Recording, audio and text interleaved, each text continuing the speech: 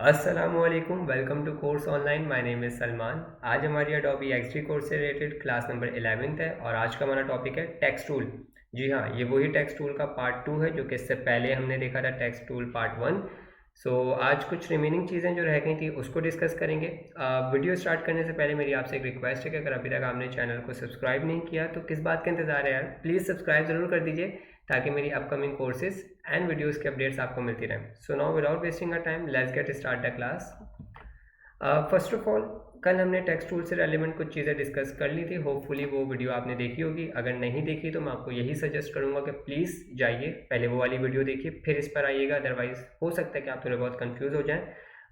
इस वीडियो का लिंक यानी टेक्स्ट टूल पार्ट 1 वाली वीडियो का लिंक मैं ऊपर आई बटन और नीचे डिस्क्रिप्शन बॉक्स में आपको प्रोवाइड करवा दूंगा। So please must watch before learning this video, otherwise problem होगी। ओके। सो कल हमने कुछ चीज़ें देख ली थी और ये हमारे कुछ प्रॉपर्टीज़ करेक्टर पैनल्स के अंदर रह गई थी जिसको आज हम डिस्कस करने वाले हैं। सबसे पहले हमारे पास हैं अलाइनमेंट्स। याद रखिएगा, इससे पहले ऑलरेडी हम अलाइनमेंट्स का टॉपिक पढ़कर आ चुके हैं जो कि हमने यहाँ पे देखी थी। बट इस अलाइनमेंट्स में और इस अलाइनमेंट में जो मेजर डिफरेंस है वो ये है कि ये वाली अलाइनमेंट्स हमारे टेक्स्ट पे यानी करेक्टर्स पे अप्लाई होती हैं और ये वाली अलाइनमेंट्स हमारे ऑब्जेक्ट्स पे अप्लाई होती हैं, मीन्स जो शेप्स होती हैं उन पे अप्लाई होती हैं। तो आपने जब भी करेक्टर्स पे काम करना है, अब ये वाली अलाइनमेंट्स को देखेंगे। इन अलाइनमेंट्स को दिखाने के लिए मैं यहाँ पे एक पैराग्राफ क्रिएट कर लेता हूँ और पैराग्राफ क्रिएट करने के लिए बहुत इजी है कि सबसे पहले तो हमें एक एरिया डिफाइन करना है। तो मैं यहाँ पे अपना टेक्स्ट टूल लेता हूँ और टेक्स्ट टूल लेने के बाद अब याद रखिएगा, जब भी आपको मल्टीपल कैरेक्टर्स देने हो या मल्टीपल लाइंस में काम करना हो तो आप पॉइंट एरिया पे काम नहीं करते हैं, हम एक एरिया डिफाइन करते हैं जिसको हम टेक्स्ट एरिया बोल रहे होते हैं। उसके लिए आपको सिंपली क्या करना है कि आपने क्लिक करना है और क्लिक करके क्लिक रिलीज़ किए बिना आप इसको ड्रैग करेंगे। याद रखिए, जैसे ही आप क्लिक करके ड्रैग करते हैं तो आप एक एरिया डिफाइन कर लेते हैं जहाँ पे आपका टेक्स्ट आएगा। ये मैंने एक एरिया डिफाइन कर लिया कि अब मैं जो भी पैराग्राफ लिखूँ या लेकर आऊँ वो मेरे इस एरिया में आ जाए और इसके अंदर बाउंड रहे, इससे बियॉन्ड ना जाए। ओके। अब मुझे for the sake of simplicity और टाइम को सेव रखने के लिए मैं पैराग्राफ लिखूंगा नहीं, बल्कि मैं पैराग्राफ को कॉपी करके यूज़ करूंगा। और उसके लिए बहुत सिंपल सा वे ये है कि आप इधर आएँ और गूगल पे आने के बाद आप एक साइट पे चले जाएंगे, that is lipsum.com। Lorem ipsum basically एक डमी पैराग्राफ जनरेटर साइट है जहाँ से आपको जो पैराग्राफ्स हैं वो मिल जाते हैं। और सबसे अमेजिंग बात इस चीज़ की है कि आपको बिल्कुल वही फॉर्मेटिंग्स और वो तमाम रूल्स फॉलो होकर पैराग्राफ मिल रहे होते हैं जो कि लैंग्वेज के हैं, तो कोई एरर नहीं आपको मिलता। मैं फ़िलहाल यहाँ से इस एक पैराग्राफ को कॉपी कर लेता हूँ और कॉपी करने के बाद मैं यहाँ सिंपली इस एरिया के अंदर जो कि मैंने ऑलरेडी डिफाइन किया हुआ है Ctrl+V से पेस्ट कर देता हूँ। अब जैसे ही मैं यहाँ पे पेस्ट कर रहा हूँ अब आप देखेंगे मेरा टेक्स्ट यहाँ पे आ चुका है एंड मैं इसको फाइनलाइज कर देता हूँ। ओके। अब ये जो हमने टेक्स्ट एरिया बेसिकली बनाया है, ये जो बाउंडिंग बॉक्स बनाया है, इसका एडवांटेज क्या है? इसका पहला एडवांटेज ये कि आप इसको ईजिली रिसाइज कर सकते हैं। अगर आप चाहते हैं अपने हॉरिजॉन्टली इस एरिया को इंक्रीज़ करना, यस, आप इन सर्कल्स से आके इसको हॉरिजॉन्टली यहाँ से भी इंक्रीज़ कर सकते हैं और वर्टिकली भी आप इसको इंक्रीज़ और डिक्रीज़ कर सकते हैं। It's totally depend upon your self. अगर आपके पास मल्टीपल प्रोजेक्ट्स हों यानी पैराग्राफ्स हों तो डेफिनेटली आप इसके अंदर पेस्ट कर सकते हैं। ओके। यहाँ पे मेरा अभी एक पैराग्राफ जो कि मैंने पेस्ट कर दिया। अगर हम यहाँ पे देखें तो हमारे पास बाय डिफ़ॉल्ट लेफ़्ट अलाइन इस पर अप्लाई हुआ होता है, यानी कि जो आपका टेक्स्ट है ये लेफ़्ट साइड से अगर आप देखें तो सारी लाइन इसकी बिल्कुल प्रॉपर है। अगर मैं चाहूँ तो इसको राइट अलाइन कर सकता हूँ। राइट अलाइन करने पे यही चीज़ जो कि लेफ़्ट साइड पर हो रही थी अब वो राइट साइड पर होगी और आपका टेक्स्ट सारा राइट साइड से अलाइन हो जाएगा। और लास्ट में हमारे पास है सेंटर। सेंटर में क्या होता है कि लेफ़्ट और राइट दोनों साइड से एक गैप आ जाता है और आपकी जो लास्ट लाइन होती है वो आपके पैराग्राफ के बिल्कुल सेंटर में होती है।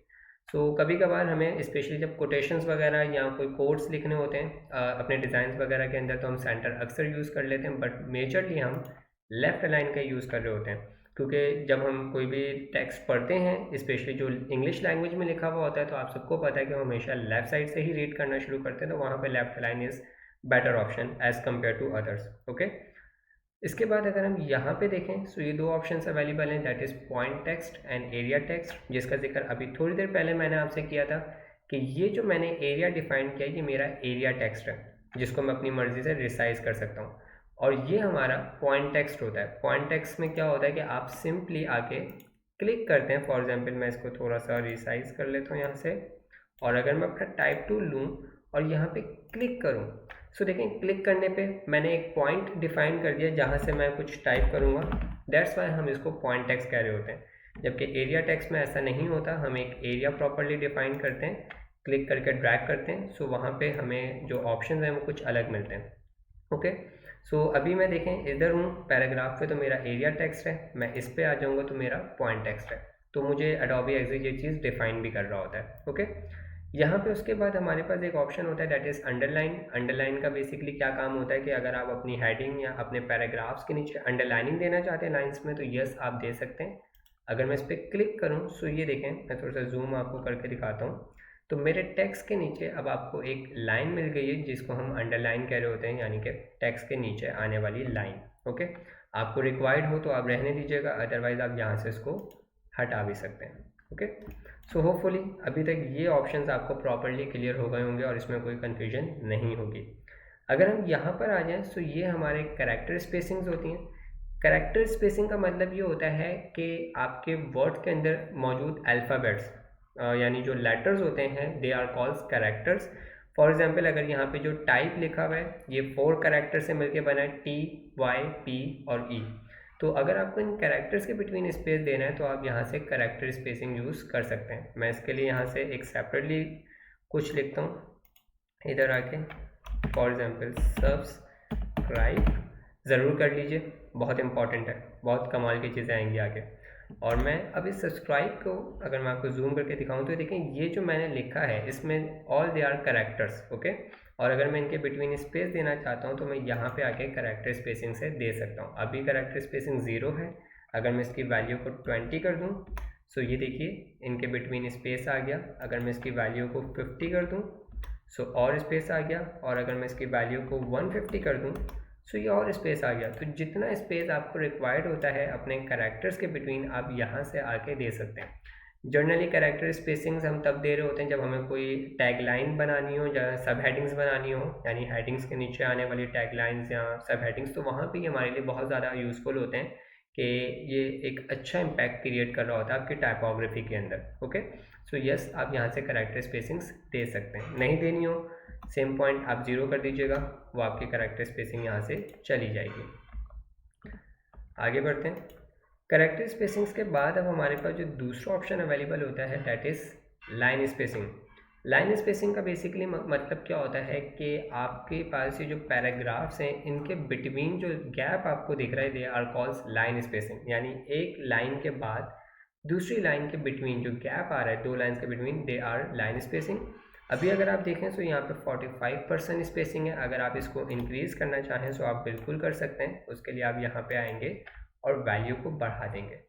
जैसे कि अभी अगर आप देखें तो मैंने 58 कर दिया, सो अब मेरी लाइंस के बिटवीन 58 पॉइंट्स का स्पेस यहाँ पे आ चुका है।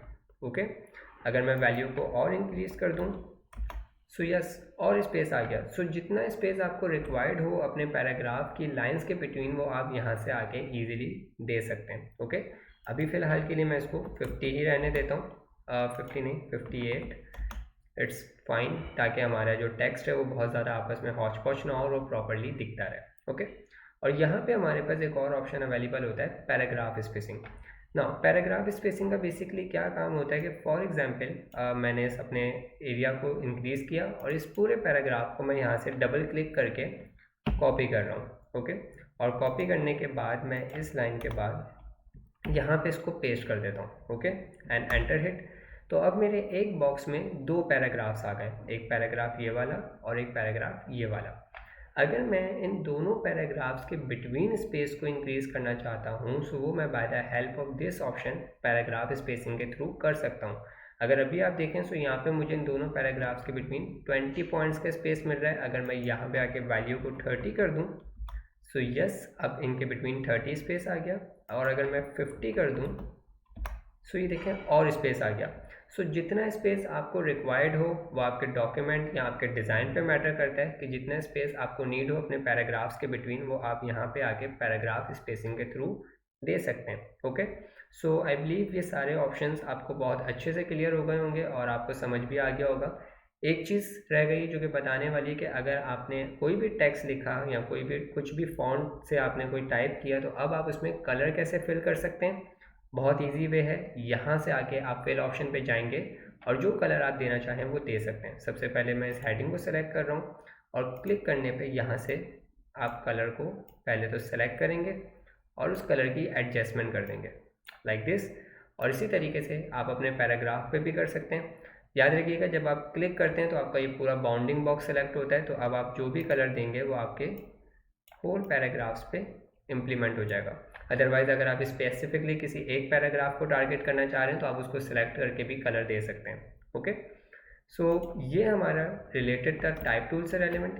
एक चीज़ बताना चाहता हूँ, प्लीज़ याद रखिएगा कलर देते वक्त आप हमेशा बॉर्डर को मत दीजिएगा जब आप पैराग्राफ पे कलर इम्प्लीमेंट करें, क्योंकि जब हम पैराग्राफ्स पे बॉर्डर्स वगैरह लगा देते हैं तो बहुत अच्छी लुक नहीं देते। अगर आप देखें तो ये बहुत अजीब सी लुक आ रही है, आपका डिज़ाइन या आपकी टाइपोग्राफी बहुत डिस्टर्ब हो जाती है। यस, हेडिंग्स वगैरह पे आप पैराग्राफ लगा सकते हैं, यानी बॉर्डर लगा सकते हैं, वहाँ पे कोई इशू नहीं होता। सो डेट्स इट, आज के लिए इतना। होपफुली आपको ये चीज़ें बहुत अच्छे से समझ में आ गई होंगी। अगर आप पहले वाले पार्ट 1 और पार्ट 2 दोनों को देख रहे हैं तो आई बिलीव आप बहुत अच्छे तरीके से फॉन्ट्स का और अपने टेक्स्ट को बेहतर तरीके से यूज़ कर सकते हैं। अगर आप मज़ीद टाइपोग्राफी के बारे में डिटेल में जानना चाहते हैं तो मेरी आपसे रिक्वेस्ट है कि प्लीज़ मुझे कमेंट सेक्शन में ज़रूर बताइएगा, ताकि मैं आप लोगों के लिए एक और क्लास लेकर आ सकूं जिसमें हम टाइपोग्राफी को बहुत डिटेल में पढ़ें। अगर वीडियो अच्छी लगी हो तो प्लीज़ लाइक ज़रूर कर दीजिएगा। अगर अभी तक आपने चैनल को सब्सक्राइब नहीं किया और अभी भी वेट कर रहे हैं, सो वेट मत करें, प्लीज़ सब्सक्राइब करें, शेयर करें ज़्यादा से ज़्यादा। Thanks for watching.